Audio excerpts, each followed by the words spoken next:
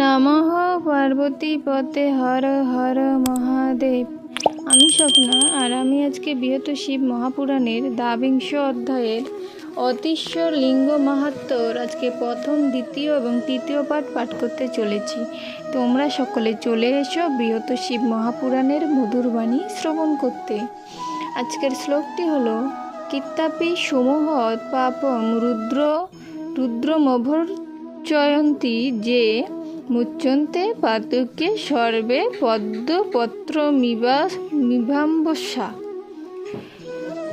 যদি আমার শিবপুরাণ পাঠ করতে গিয়ে জানতে এবং অজান্তে কোনো ভুল ত্রুটি হয়ে থাকে, সকলে আমাকে ক্ষমা করে দিবেন।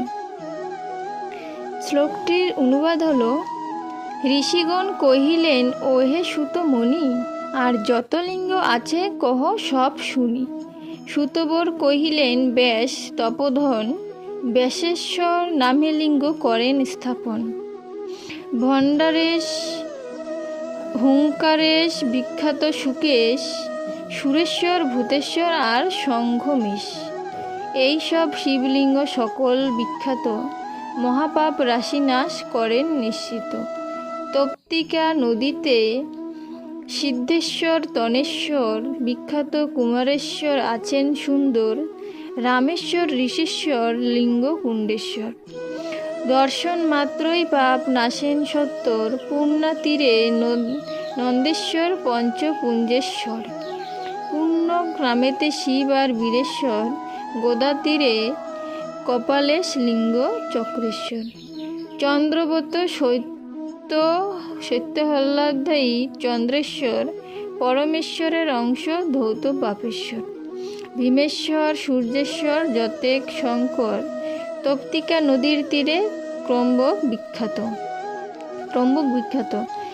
গোকর্ণেশ নারকেশ শিবলিঙ্গ যত, ত্রিলোক পূজিত জ্ঞানদায়ী নন্দেশ্বর।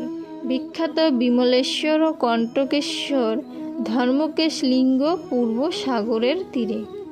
সিদ্ধেশ্বর অধিষ্ঠিত পশ্চিম সাগরে, অন্ধক শিবের হস্তে মরিল যেখানে, শিব তথা অধিষ্ঠিত স্বরূপ ধারণে। কোটি শঙ্করেশ্বর লিঙ্গ কর্দমেশ, স্থাপিত অর্বুদাচলে আছেন বিশেষ। কৌশিকী নদীর তীরে লিঙ্গ নাগেশ্বর, মহাত্মা অচলেশ্বর আছেন সুন্দর। বিখ্যাত অনন্তেশ্বর বিদ্যনাথেশ্বর, ভদ্রেশ্বর চণ্ডীশ্বর ও সঙ্গমেশ্বর। পূর্ব দিকে যত লিঙ্গ তার কতিপয়, নামমাত্র এক্ষণে দিলাম পরিচয়। তাহার দক্ষিণে লিঙ্গ নামে অত্রিশ্বর, স্বয়ং সদাশিব তিনি সবার গোচর। অনাবৃষ্টিকালে তিনি হইয়া পূজিত, লোক উপকার হেতু হন আবির্ভূত। অতি পত্নী সতী অনুসয়ার নিমিত্ত, অংশরূপে মহেশ্বর হন আবির্ভূত।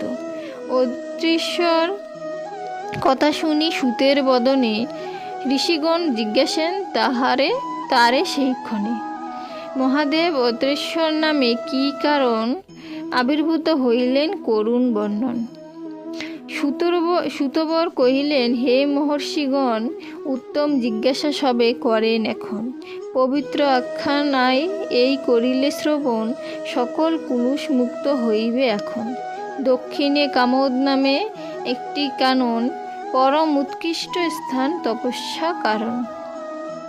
ব্রহ্মা সুত অতি ঋষি পত্নীর সহিত, তপস্যা করেন চিত্র করি সমাহিত। পূর্বে শতবর্ষ অনাবৃষ্টির কারণ, অতি কষ্ট ভোগ করে যত প্রাণীগণ। পৃথিবীতে জল নাহি হইল দর্শন, বৃক্ষাদি সকল শুষ্ক হইল তখন। জল নাহি মিলে নিত্যকর্মের নিমিত্ত, খরতর রূপে বায়ু হইল প্রবাহিত।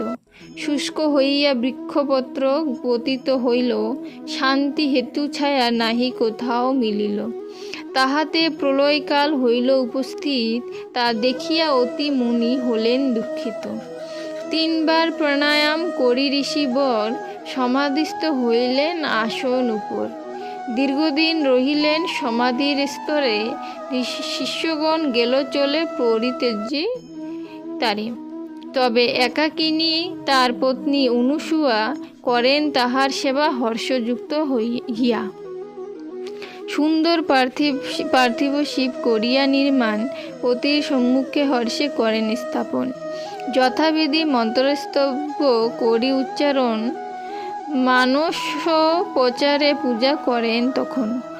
আর সেই সাথে সতী নানান প্রকারে করেন স্বামীর সেবা স্বভক্তি অন্তরে।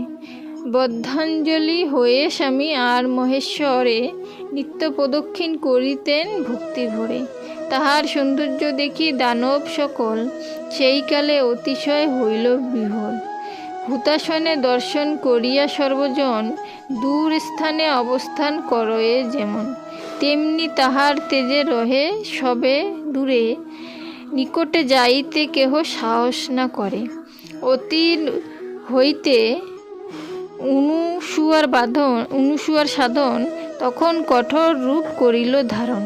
সেই কালে সে দম্পতি ভিন্ন কোনো জন সেই স্থানে উপস্থিত না ছিল তখন।